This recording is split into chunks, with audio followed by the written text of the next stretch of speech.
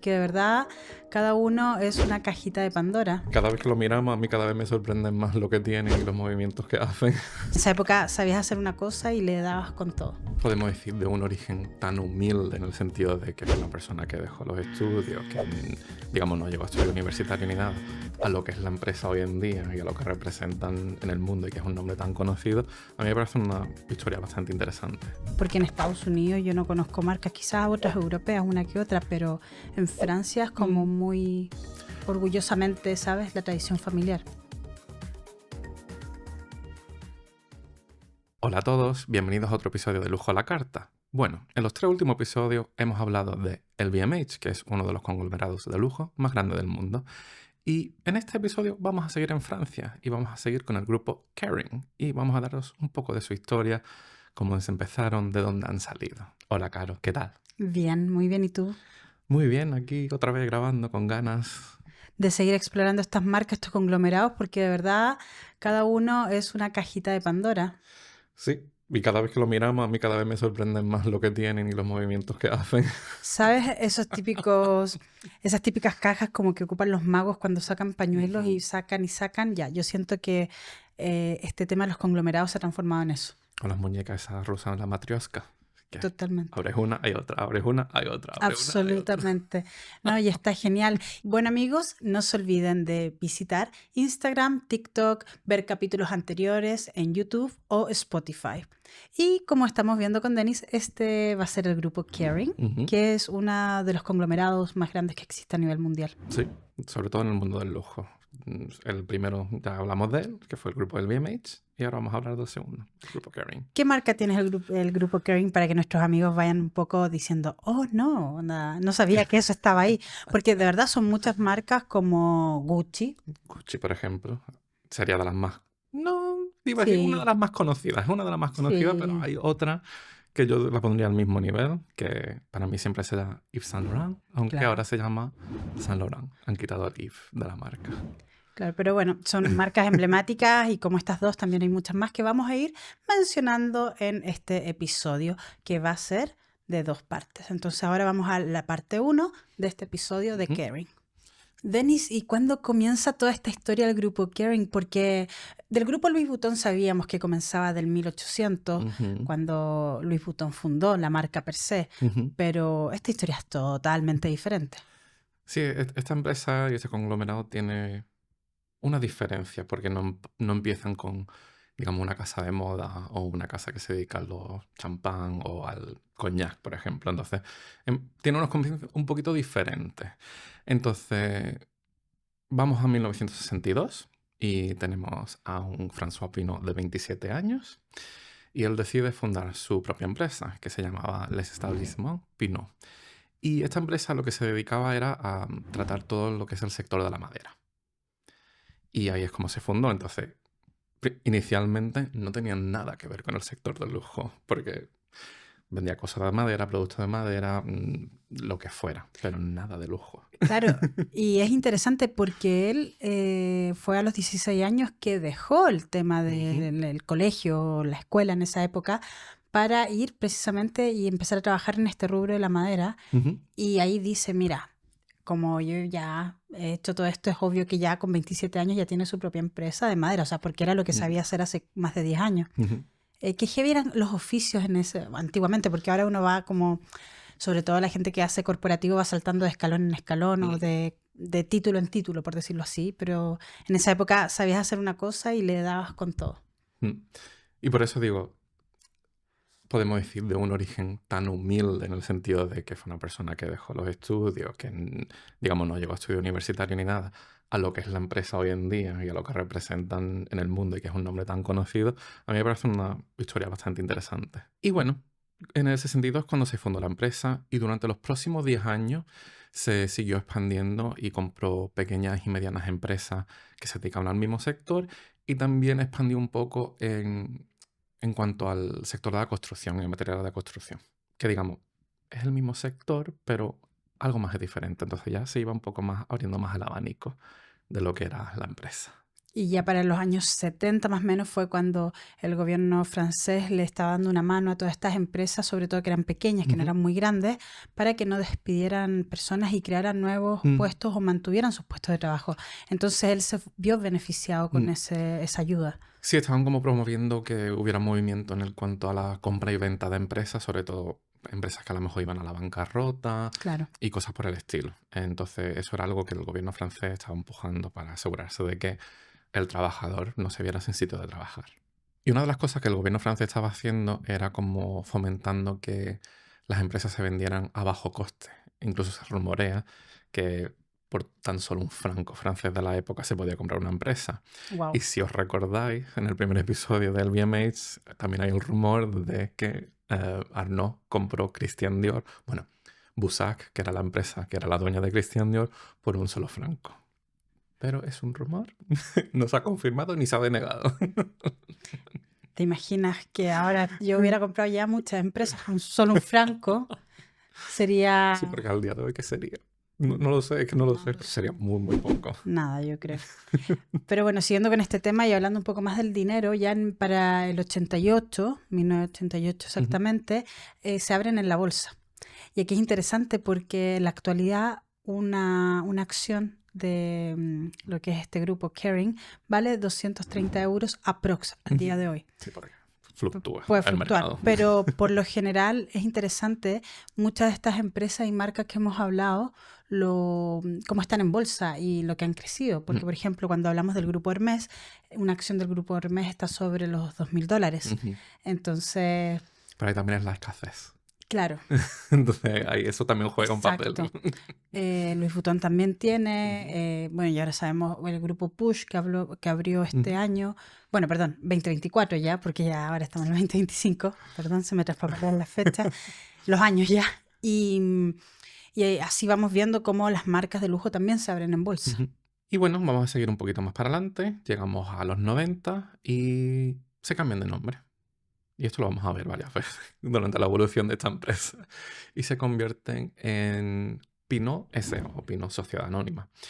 Y se convierten en uno de los mayores jugadores en Francia en cuanto a la venta de materiales de construcción y también en productos de papel, que también viene a ser originalmente el sector de la madera, que muchos productos de papel vienen de ese sector.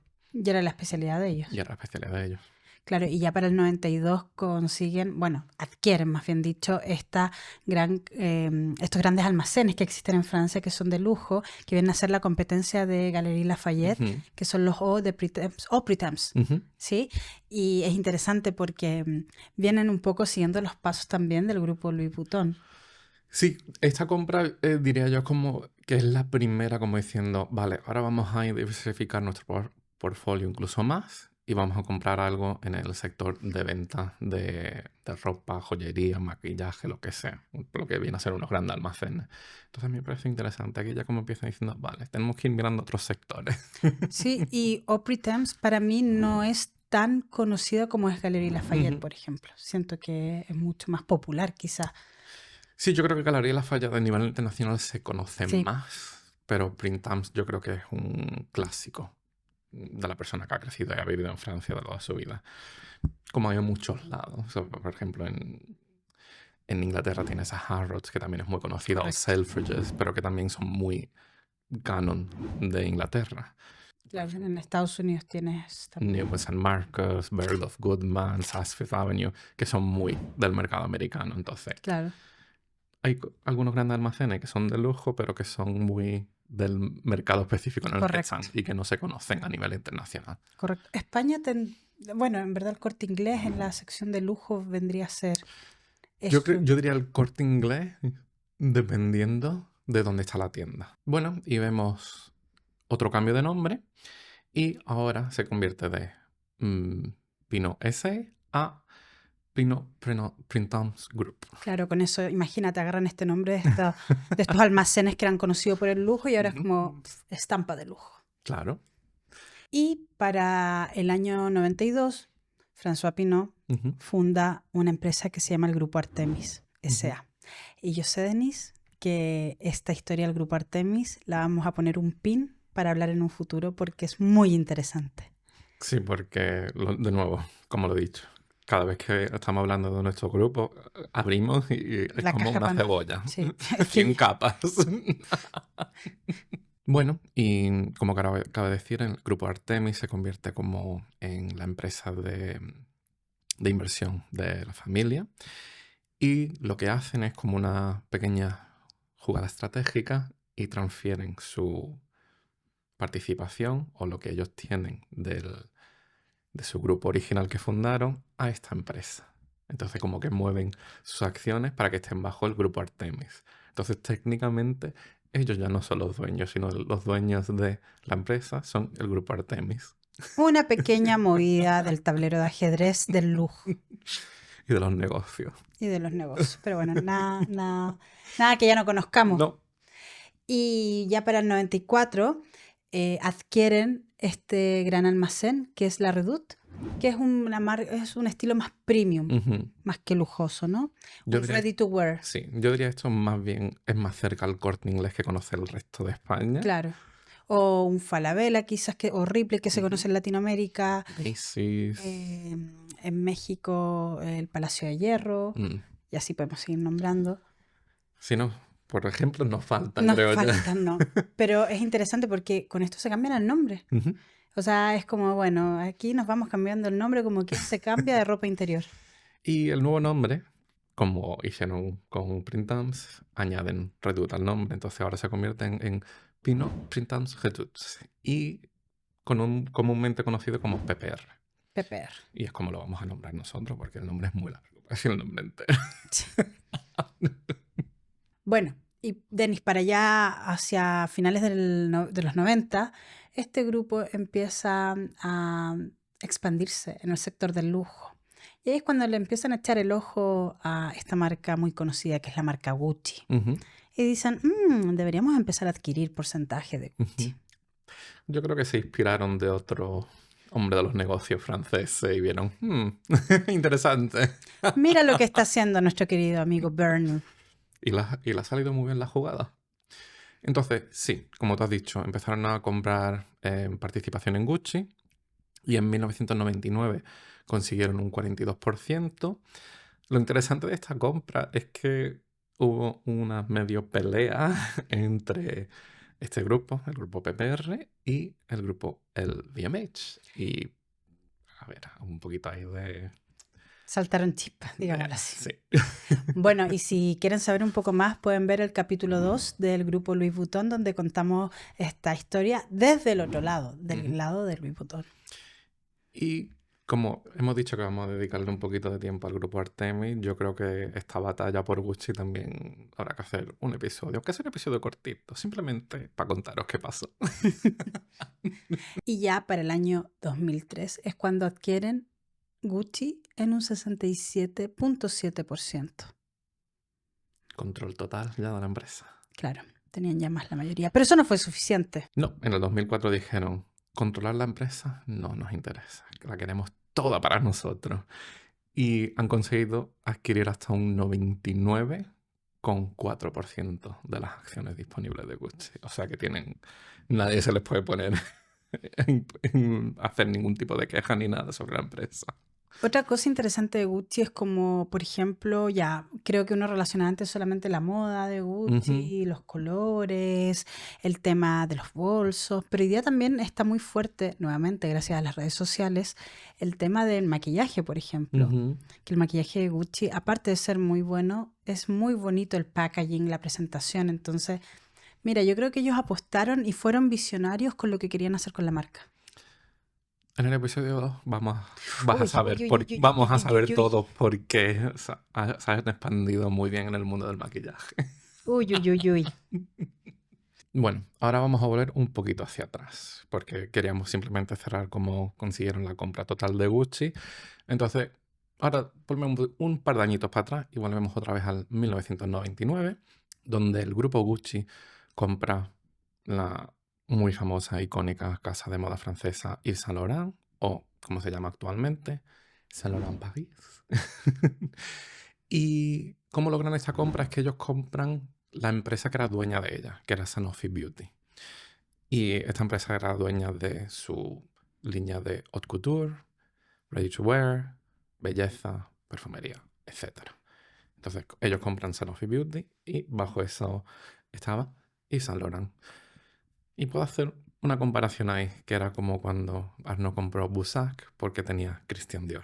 Ya, o sea, pero es lo de siempre, o sea, vamos viendo cuáles son las marcas al final que se pueden ir adquiriendo, ya que Dior estaba ocupada, ellos dijeron, bueno, será Sanofi Beauty, y aquí está. Pero es interesante porque Sanofi Beauty que, también tenía otras marcas. Una de las marcas emblemáticas que tenía era Roger and Gallet, o Roger y Gallet, que fue de este grupo hasta el 2008, porque hay otro conglomerado, que ya lo hemos hablado, lo adquiere, que es el conglomerado L'Oréal. Sí, y que tiene sentido, porque L'Oréal, su especialidad es el sector de la belleza. Exactamente. Y Roger y Gallet, una de las cosas principales que hace son perfumes. Exacto. Y lo que tenían bajo, digamos, su nombre o su empresa eran muchas licencias de otras marcas. Por ejemplo, tenían Oscar de la Renta, tenían Fendi o Van Cleef & Arpels, que es la marca de joya, pero que también tiene su perfumería. Porque al final todas estas empresas van diversificando. Lo interesante es entender quién va con quién, Ujú, cuál es cuál claro. y a cuál pertenece a cada grupo. Ujú. Sí, porque tú hagas la moda no significa que tú tengas los derechos del maquillaje o los derechos de perfumería, sino que eso puede estar bajo una licencia, bajo otra empresa. Que eso es lo que hemos aprendido en diferentes capítulos. Y si quieren ver, por ejemplo, el capítulo de Conglomerados 2, cuando hablamos del grupo Ujú. Push, que habla Sí. el tema del caso de Carolina Herrera, por Sí, ejemplo, que fue emblemático, que no compraron Carolina Herrera el Haute Couture Ujú, hasta mucho después. ujú. No, porque Puig, su especialidad era perfume y belleza. Y producto de cuidado personal. Y después, moda. Entonces, es que esto es maravilloso. Pero yo me pregunto, ¿en otras industrias se repetirá este mismo patrón que se repite en la industria de la belleza y el lujo? Yo creo que hasta cierto punto, porque, por ejemplo, y estoy hablando de un ejemplo así que no tiene nada que ver con lo que estamos No, hablando, pero correcto. para que tenga sentido. Google sacó hace un montón de años Google Video y Ujú. no funcionó. ¿Y qué hicieron? Comprar YouTube. YouTube. Y aquí estamos en YouTube hoy día. Gracias, Google. ¿Sabes? Entonces, todas las industrias tienen cosas así. O Spotify con Anchor. Gracias, Anchor y Spotify. Estamos aquí gracias a ustedes. También. Claro, para la gente que no sabe, tema de podcast, Anchor era la plataforma donde se grababa antiguamente, Sí. o se subían los podcasts Se ahí. suben los podcasts. Y desde ahí esta plataforma alimentaba a otras. Sí. Entonces, ¿qué pasó? Spotify dijo, esto es interesante, vénganse para acá. Sí. Y ahora Anchor es de Spotify. Entonces yo creo que pasa mucho en todos los sectores. Y como es algo habitual en todas estas adquisiciones, o en inglés como se llama merge and acquisitions, y siempre buscando la forma de expandirse y diversificar los negocios, ¿no? Ujú, Adquieren en el 99 este grupo, PPR, ujú. adquiere una marca de joyas muy, muy top, que es Boucheron, que es una marca francesa. Y la adquieren para, nuevamente, diversificar su portafolio de productos, que yo creo que es, nuevamente, un acierto. Primero, segundo, van copiando un poco los pasos que va haciendo Bernard Arnault con su grupo LVMH. Sí, porque en particular sobre esta casa de joyería muy tradicional francesa. Exacto. Creo que los últimos años cumplió 160 años de su creación de la marca. O sea, imagínate, esa es la cantidad de tradición. Y no me extrañaría saber que es una casa también de tradición familiar. De tradición familiar. Que es muy interesante cómo los franceses tienen ese tema de la tradición familiar. Ujú. Lo encuentro algo para seguir. O sea, de verdad es un ejemplo muy bonito. Sí. Porque en Estados Unidos yo no conozco marcas, quizás otras europeas, una que otra, pero en Francia es como muy orgullosamente, ¿sabes? La tradición familiar. Hombre, americana, porque simplemente lo mencionamos cuando estamos hablando de los conglomerados, Estée Lauder. Ya. Inicialmente fue una marca Ya. familiar porque fue la mujer y el marido que fundaron la marca. Ujú. Entonces, seguro que algunas hay, porque hay en todos lados, pero Pero en Europa siento en que Europa es es más... más tradicional, creo yo, es más... Porque también hay casas de lujo de relojería, por ejemplo, suiza, que se mantienen generación tras generación. Ujú. Hermès, por ejemplo. Hermès francés, también. Prada en Italia. Entonces hay marcas de lujo tradicional europeas que siguen siendo de la familia. Qué lindo. De verdad es algo muy bonito. Es interesante. Lo encuentro demasiado, así como digo, ¿por qué será? Y así vamos ya cerrando este primer episodio del grupo Caring, que de verdad ha sido interesante. Y no solamente interesante porque tiene una tradición familiar, una historia, sino también por esta caja de sorpresas que estábamos hablando, de que salen unas conexiones que jamás habíamos imaginado. Pero como ya saben y les hemos dicho, síganos en Instagram, síganos en TikTok. También pueden ver los episodios anteriores en Spotify y en YouTube. Les queremos dar las gracias a nuestro editor David y a Luz y Sonido y Video Gabriel. Denis, nuevamente muchas gracias. De nada. Y ya Un placer, nos como vemos siempre. en la segunda parte Sí. de... El grupo Caring. Sí. Adiós. Adiós.